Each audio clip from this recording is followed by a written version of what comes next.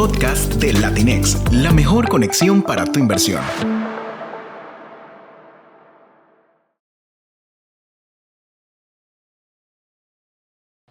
Bienvenidos al podcast de Latinex.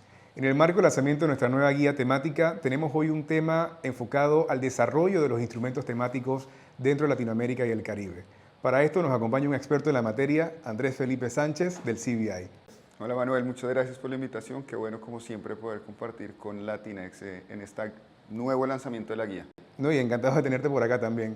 Andrés, usualmente cuando hablamos de los instrumentos sostenibles, las personas quizás lo ven como algo abstracto, como algo nuevo, por lo que me gustaría ir desde lo más básico hasta lo más complejo y que vayamos construyendo poco a poco sobre los temas, ¿no?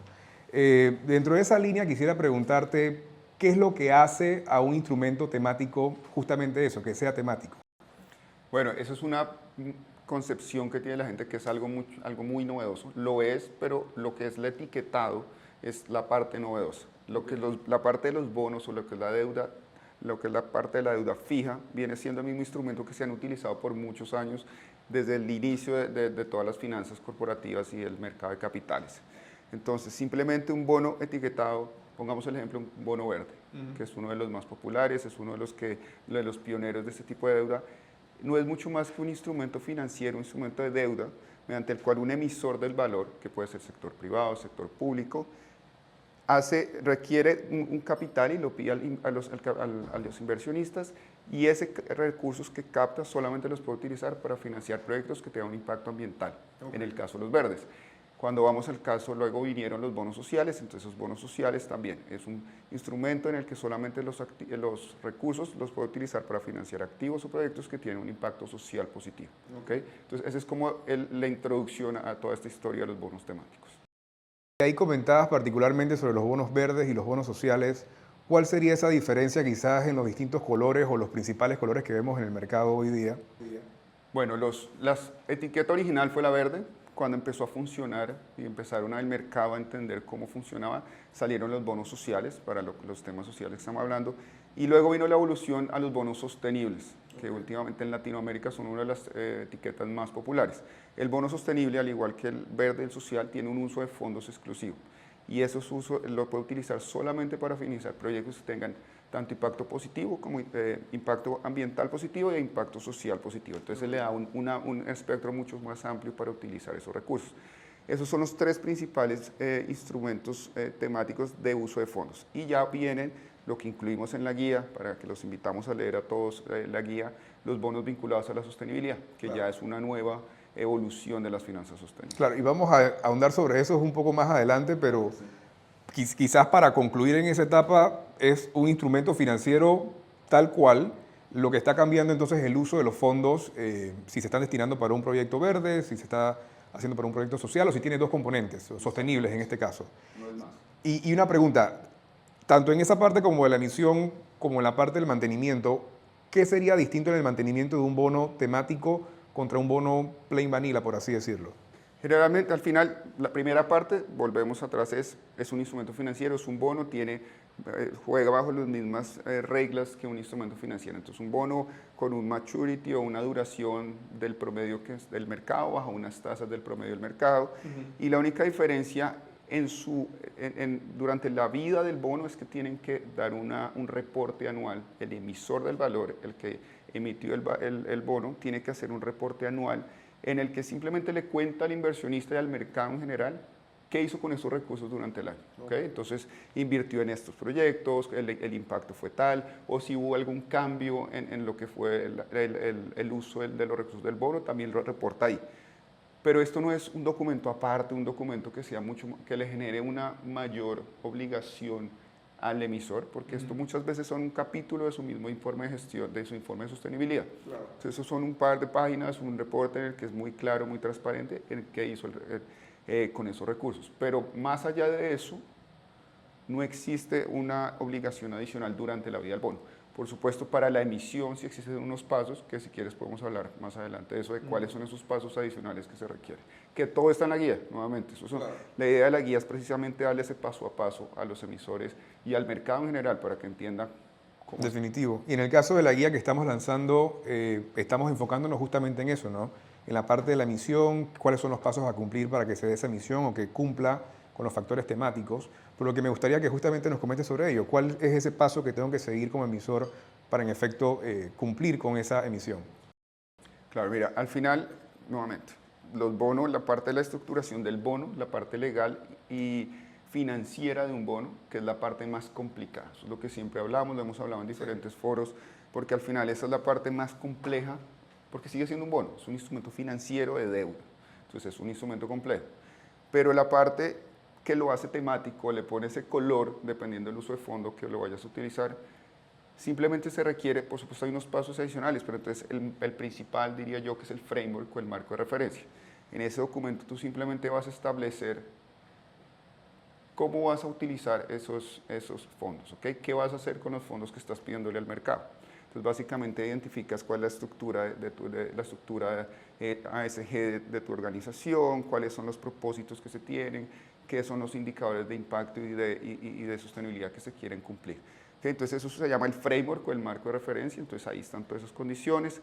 Luego necesitamos un SPO, una certificación, que también en la guía explica para no ir tanto al detalle ahí, pero el SPO es básicamente un tercero, una segunda opinión que dice, efectivamente lo que estás diciendo en el framework está de acuerdo con los principios de IGMA, con los principios de Climate Bonds Initiative, con las taxonomías. Entonces ese es el que le da esa certeza al inversionista del mercado de que lo que tú estás diciendo y el uso que le vas a dar a esos recursos es el adecuado.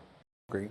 Y ese certificador o esa segunda parte que está validando en efecto el framework y el uso de los fondos, ¿hay un listado, una base de datos de ellos? ¿Cómo sabemos si en efecto está certificado para dar ese tipo de avalaciones?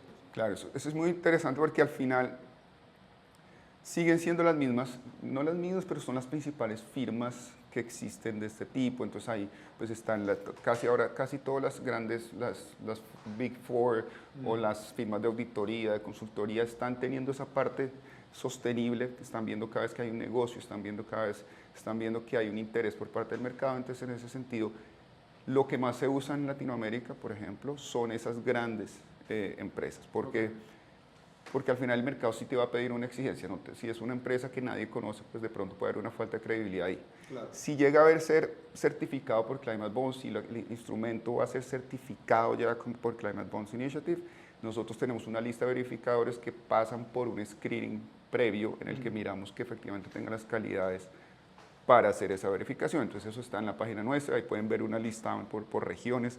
En Latinoamérica tenemos varias organizaciones. No, interesante. Esa guía que lanzamos en su momento en 2019 también en conjunto con ustedes, creo que tocaba los temas que hemos visto hasta ahora, ¿no? Bonos verdes, sociales, sostenibles, el proceso de certificación y demás. ¿Qué tanto ha cambiado desde el 2019 a lo que estamos ahora en 2025? Si nos puedes comentar quizás los 3 puntos más relevantes que se te puedan ocurrir. Bueno, eso fue 2019 que hicimos ese primero. Es más, Latinex fue de las primeras bolsas en Latinoamérica que realizó esta guía voluntaria, porque al final fue una iniciativa de la bolsa, esto no es un tema normativo, es más un tema de la parte del mercado de capitales, en este caso Latinex. Y bueno, en 6 años han pasado muchas cosas en el mercado, en realidad en el sistema financiero, y uno de esos ha sido la evolución de las finanzas sostenibles. Cada vez más es más evidente la necesidad de movilizar capital hacia proyectos y activos que tengan un impacto menos positivo con el medio ambiente. ¿Okay? Claro. Todos esos temas de mitigación, cómo vamos a movilizar recursos para hacer economías más resilientes, más adaptables al cambio climático. Y en estos 6 años han habido muchos episodios climáticos que han tenido unos impactos de riesgo que generan a la vez unos temas de impacto al sistema financiero. Claro. Entonces, en ese sentido, ha ido evolucionando a buscar nuevas herramientas para movilizar ese capital. Pero te puedo decir, las principales actualizaciones que tenemos que hablar de SLBs o los bonos ligados a la sostenibilidad, que estos, a diferencia de los otros que estábamos hablando, de los verdes, social y sostenible, son bonos que el uso de recursos no es limitado, pero el emisor se compromete con el mercado, con el inversionista, a cumplir con unos indicadores de sostenibilidad. Es decir, este caso de los SLBs es más fácil con un ejemplo. En un SLB, un emisor puede ser privado, puede ser corporativo, financiero, puede ser hasta el mismo soberano, emite un valor y se compromete a unos indicadores de sostenibilidad. Entonces, me voy a comprometer, en el caso de un corporativo, me voy a comprometer a disminuir las emisiones CO2 en mi producción. ¿Okay? Ese es el KPI al que yo me comprometo. Y también tiene lo que se llama un SPT o un target. ¿Cuándo y cómo lo voy a cumplir? Entonces ahí decir, voy a reducir en 2 años un 20%, por un ejemplo. Entonces eso es un SLB. Entonces es un bono que tiene un uso más amplio de los fondos, pero tiene unas condiciones. Entonces, ¿qué pasa si se cumple? Si el emisor efectivamente logra esa reducción, existe lo que se llama un step down, es decir, que le va a pagar unos puntos de interés menores al inversionista. Okay. Y si no lo cumple, es un step up que le va a pagar unos puntos adicionales de tasa de interés al inversionista. Todo esto está pactado previamente en ese framework. Claro. ¿Okay? Entonces volvemos al framework, ese marco de referencia donde está toda la información que se requiere. Y una pregunta, sobre ese tipo de instrumentos, ¿cuál ha sido el desarrollo que has visto en la región? Porque con lo que comentas del tema de una tasa más alta, una tasa más baja en base a cumplimiento, claramente el perfil del inversionista y del emisor tiene que tener cierto grado de sofisticación. Sí, existe, sobre todo en la parte de los dos lados, como tú dices, porque tiene que haber la voluntad de un emisor de comprometerse a algo y el inversionista para decir, ok, yo voy a perder unos puntos. Entonces tiene que haber un inversionista muy comprometido con la sostenibilidad, más allá del tema financiero. Pero en Latinoamérica, si te soy sincero, aún los SLBs están en desarrollo, están en evolución, son un instrumento aún un poco más complejo de los de uso de fondos, entonces sí existe todavía un mercado que no ha ido creciendo mucho, han habido algunas emisiones en algunos países, por ejemplo, han habido algunas emisiones soberanas de SLBs en Sudamérica, pero el mercado corporativo financiero todavía. Existen algunas, pero no está tomando el paso que tienen la etiqueta sostenible o la etiqueta verde. Ok, y por lo menos en esa misma línea de uso de fondos, hay un tipo de instrumento que de hecho tuvimos uno hace poco en Latinex, que es el famoso bono azul. ¿Nos pudieses comentar un poco el uso de este tipo de recursos? Hablamos primero del SLB y segundo podemos hablar de los bonos azules. Entonces los bonos azules, acá para hacer claridad y no confundir a la audiencia, sigue siendo un bono verde. Okay. Entonces las 3 grandes categorías ya las dijimos, o las 2 que son social y verde, y dentro de estas hay unas subcategorías que también están explicadas en una tabla muy interesante que me gusta mucho en la guía, que establece cuáles son esas subcategorías. Entonces los bonos azules son aquellos que el uso de fondos se va a dar para inversiones en impactos positivos en ambientes, en ecosistemas marinos, principalmente economías marinas, todo lo que tiene que ver con la biodiversidad marina. ¿Okay? Entonces acá en Panamá, por supuesto, por su geografía, existe mucho potencial para emitir este tipo de instrumentos. Toda la región Caribe, centroamericana, por toda su gran cantidad de océanos que lo rodea. Entonces, todo eso lo trajimos a la guía. Entonces, ¿cómo se hace un bono azul? ¿Cómo es la diferencia respecto a los otros tipos de etiquetas? Entonces, claro, esa sería la segunda innovación que es muy interesante revisar. Perfecto. ¿Y cuál tú dirías que es la tercera innovación?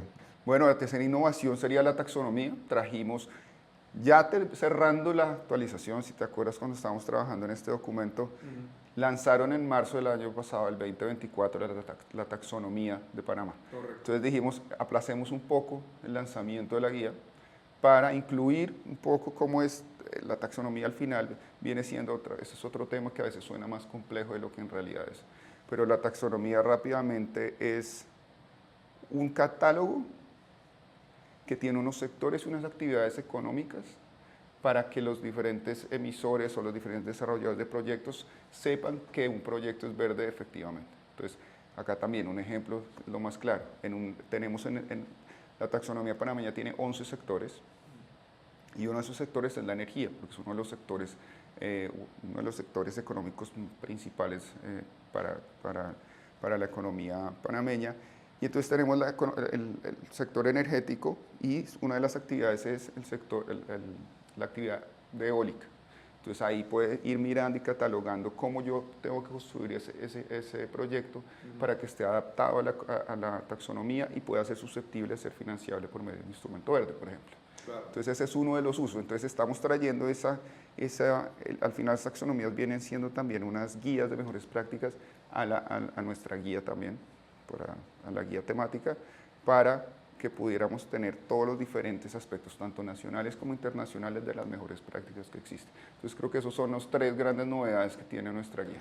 ¿Y cuál tú dirías que es el reto que vemos ahora mismo en la región para que emisores se puedan acoplar a este tipo de estándares internacionales y que en efecto puedan etiquetar sus emisiones de forma correcta? Mira, yo creo que ya se ha hecho un gran trabajo en Latinoamérica, existen muchas guías, existen de los 33 países de América Latina y del Caribe, ya existen 14 taxonomías en desarrollo o publicadas. Casi el 50% de los países de Latinoamérica y del Caribe tienen una taxonomía o están trabajando en ella. Entonces, creo que el mercado ya está entendiendo, está aprendiendo y está siendo muy exigente cada vez más. Entonces, creo que falta es un poco más de ir a contar, ir a hacer ese entrenamiento a los equipos emisores para que sepan cómo se hace ese framework y hagan esas primeras emisiones. Creo que el principal reto es animar a la primera emisión de cada emisor.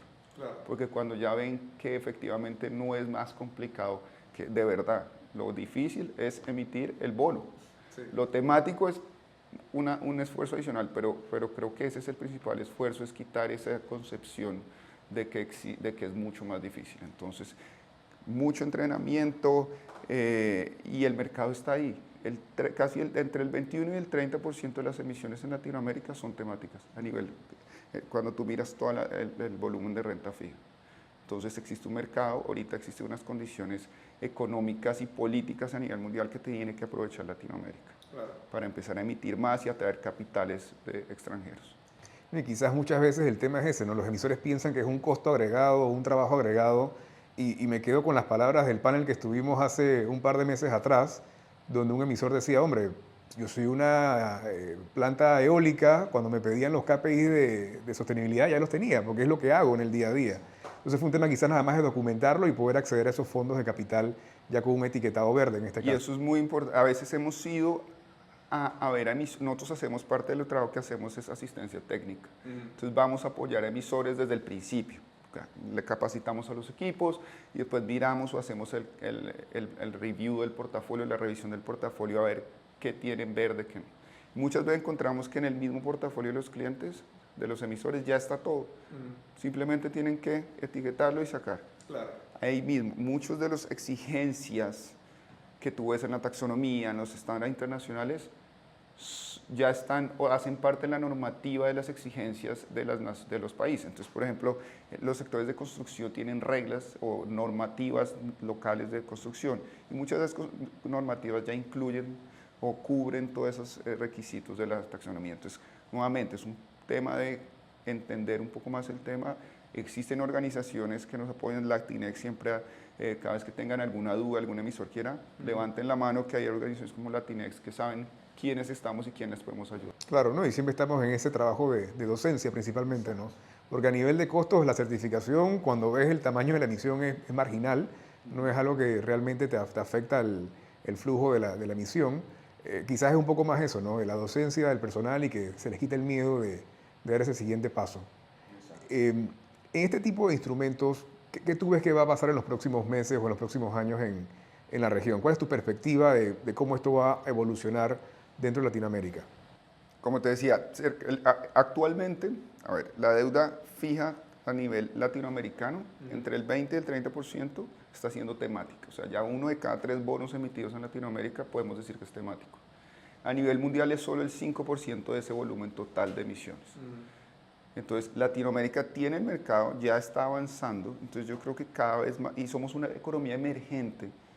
Toda la región Latinoamérica-Caribe actualmente es una economía emergente estable, de cierta manera, si lo miramos geopolíticamente con otras regiones. Entonces, muchos de los inversionistas institucionales, europeos, asiáticos, incluso norteamericanos en estos momentos, que quieren cumplir con esas cuotas o que necesitan cumplir esas cuotas de inversión sostenible por temas de riesgos, por temas corporativos, al no encontrar en otros mercados este tipo de deuda, tenemos que aprovechar Latinoamérica para movilizar y traer ese capital hacia Latinoamérica. Claro. De verdad, yo lo digo que estamos en un momento que tenemos que aprovechar todo lo que hemos trabajado, todas esas herramientas que hemos tenido, lo que hablamos, taxonomías, temas regulaciones locales, los apoyos de las bolsas de valores en Latinoamérica, de verdad, están muy a favor de este tipo de instrumentos porque saben que ese es el futuro. Claro. Y uno de los mensajes que quiero dejarle a los emisores es, tienen que aprender ahora, cuando está empezando, digámoslo, en Latinoamérica todavía no hay porque en el futuro va a ser como la deuda normal. Claro. La deuda que no vaya a ser, que no tenga un impacto social, un impacto verde, en el futuro va a ser castigada por el mercado porque va a ser más riesgosa. ¿No? Yo siempre digo, acá no estamos, obviamente la parte ambiental es muy importante, la parte social, pero esto sigue siendo el mercado de valores, o sea, se tiene que generar, y estos temas de riesgos, temas de ofertas, temas de demandas. En el futuro yo siento que la deuda que no tenga un impacto, va a tener un castigo en la parte de tasa bastante alta. Claro. Así que tiene que aprovechar ahora, aprender y empezar a sacar para que en el futuro no empiecen de ceros.